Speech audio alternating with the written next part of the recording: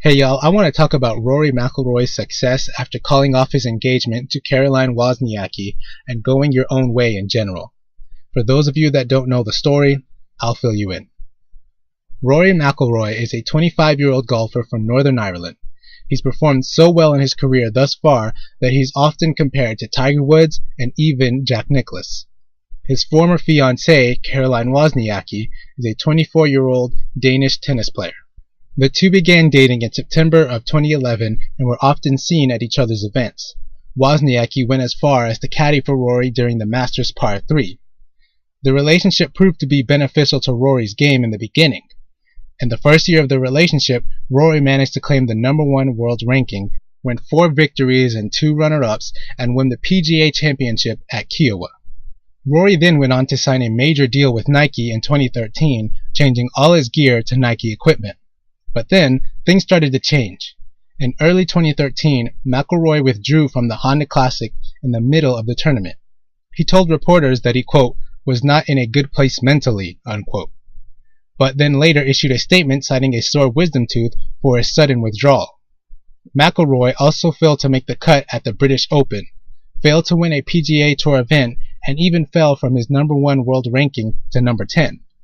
Rory's slump in performance brought scrutiny and criticism. People began looking at his relationship with Caroline Wozniacki. McIlroy was jokingly asked if he and Wozniacki had really broken up 5 or 6 times that year. McIlroy responded with a chuckle by saying, quote, something like that, unquote. One of Britain's greatest golfers, Nick Faldo, gave Rory some advice, telling him to concentrate on golf. Rory said of all the criticism, quote, I don't care what people say about my golf.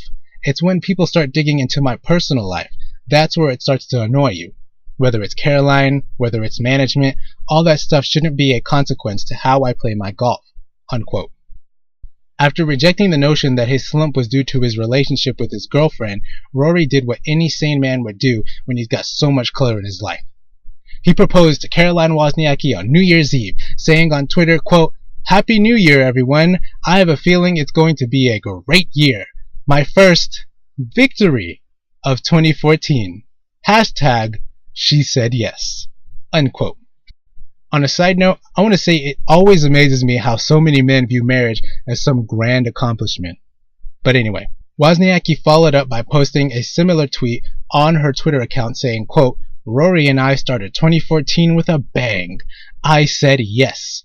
Unquote. Right before the engagement, Rory did manage to squeak out a win at the Australian Open, but post-engagement, his struggles continued. In March, he was leading in all 4 rounds of the Honda Classic, but eventually lost a sudden death playoff. Not long after that loss, some sense got into Rory, and he suddenly called off his engagement to Caroline Wozniacki.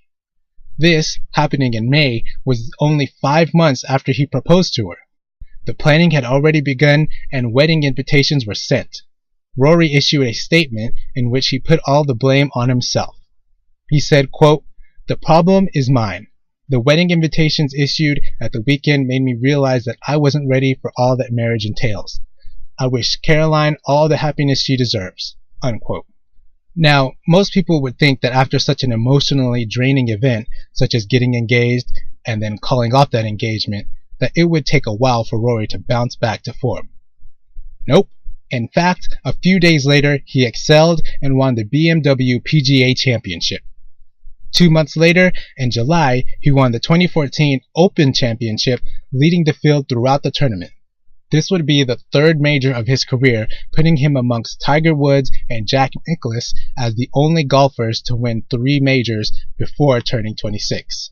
Shortly after that, Rory would go on to win his 4th major by winning the PGA Championship at Valhalla. This, of course, happened while Tiger Woods, formerly happily married man, missed the cut with an aching back. In short, Rory McIlroy has been amazing after calling off his engagement. Rory's sudden success caused many to believe that his newfound freedom was the source. Even if you thought his relationship to Wozniacki was messing up his game, you probably didn't think he would be this successful this quickly. Now, logic dictates that just because event B happens after event A, that doesn't necessarily mean event A was the cause of event B. If a meteorologist says it's going to rain tomorrow, and it does, that doesn't mean he caused it to rain. If you want to prove that event A caused event B, you need more evidence, but this correlation is hard to overlook. Rory's ranking did tank during his relationship. Some would attribute this fall to his change to Nike equipment or the legal problems he's had with his management company. But some of these issues still exist now that Rory is winning again. Either way, Rory would not be the first man to chuck his girlfriend aside and find success afterward. All this finger pointing at Rory's relationship prompted Wozniacki to post this photo of herself as a witch. Shortly after this posting, Rory faced some brief struggles during the nationwide memorial tournament, but as mentioned earlier, he would later go on to win the third major of his career. Seeing Rory excel like he is now after going his own way should be an example to every man. Now, I'm not naive enough to assume that Rory McIlroy will maintain his current MGTOW ways. I think like most men, he will eventually resume his quest for love, and maybe he'll do fine. Jack Nicklaus was married during his successes. That doesn't tell us very much about his actual relationship with his wife, but it's worth mentioning nonetheless.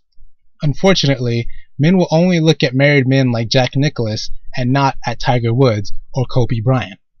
Men are weak creatures and want to believe that there exists some ideal woman that will love him unconditionally and remain loyal. They don't want to even consider the idea of living life without a woman. Their own fears and insecurities keeps them from reaching their maximum potential and possibly achieving immense happiness. You gotta unplug yourself from this fantasy world. It's not real. Let me know what y'all think. Later.